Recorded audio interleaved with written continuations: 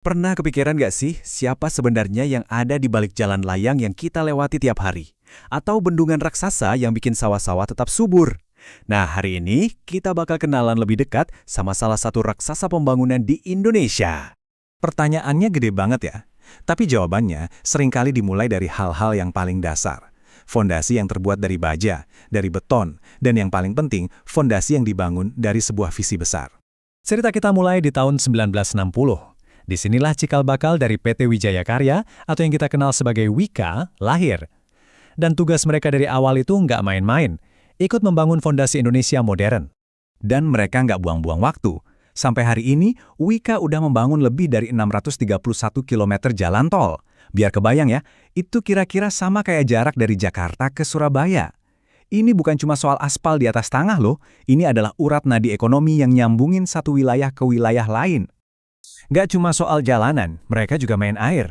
Wika udah membangun 48 bendungan di seluruh Indonesia. Proyek-proyek ini krusial banget, nggak cuma buat mencegah banjir, tapi juga buat mastiin sawah para petani dan air di rumah kita semua tetap mengalir. Dan mungkin ini yang paling fundamental dari semuanya. Mereka juga membangun pembangkit-pembangkit listrik dengan total kapasitas mencapai 14.750 megawatt. Energi inilah yang bikin lampu di rumah kita nyala, pabrik-pabrik bisa beroperasi, dan ya, secara harfiah, menerangi masa depan Indonesia. Oke, jadi jalan tol, bendungan, pembangkit listrik, semua proyek rekayasa yang luar biasa ini adalah karyanya PT Wijaya Karya alias Wika. Sebagai badan usaha milik negara atau BUMN, Wika itu lebih dari sekedar perusahaan konstruksi. Mereka adalah salah satu instrumen utama negara untuk ngejalanin modernisasi Indonesia. Terus, gimana caranya perusahaan segede ini bisa ngatur semuanya? Nah, strategi mereka itu berdiri di atas 5 pilar bisnis inti yang kuat banget. Yuk, kita coba bedah satu persatu. Jadi ada investasi, realty and property, infrastruktur dan gedung, energi dan kawasan industri, dan industri. Penting buat dicatat, kelima pilar ini nggak jalan sendiri-sendiri ya. Mereka ini kerja bareng, kayak satu ekosistem. Model inilah yang bikin Wika bisa nanganin proyek-proyek raksasa dari nol sampai jadi. Mulai dari cari pendanaan sampai nyediain materialnya sendiri. Biar lebih gampang, contohnya gini. Di satu sisi, pilar investasi mereka itu nyuntikin modal buat proyek super besar, kayak bandara, yang jadi mesin ekonomi. Nah, di sisi lain, pilar realty dan properti mereka kerja di skala yang lebih personal, yaitu membangun rumah-rumah yang jadi fondasi buat setiap keluarga di Indonesia. Nah, disinilah kerennya model bisnis mereka kelihatan.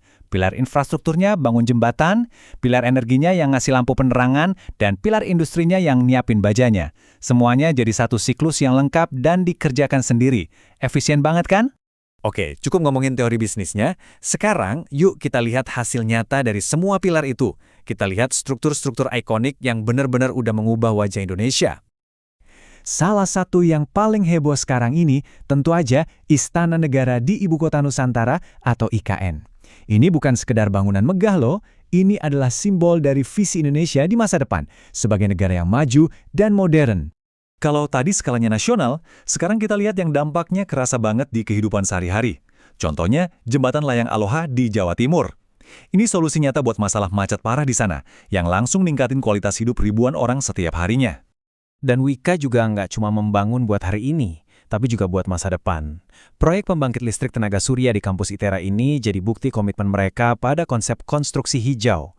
Ini sejalan sama fokus mereka ke ESG, yaitu lingkungan, sosial, dan tata kelola, yang intinya mastiin kalau pembangunan itu harus selaras sama kelestarian planet kita.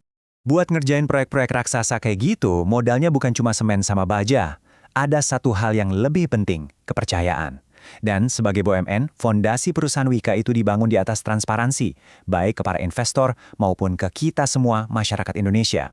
Artinya apa? Artinya, mau Anda itu investor serius yang lagi ngamatin laporan keuangan, atau kita-kita yang cuma penasaran sama proyek terbaru mereka, semua informasinya itu tersedia dan bisa diakses. Keterbukaan kayak gini yang jadi kunci akuntabilitas di zaman sekarang.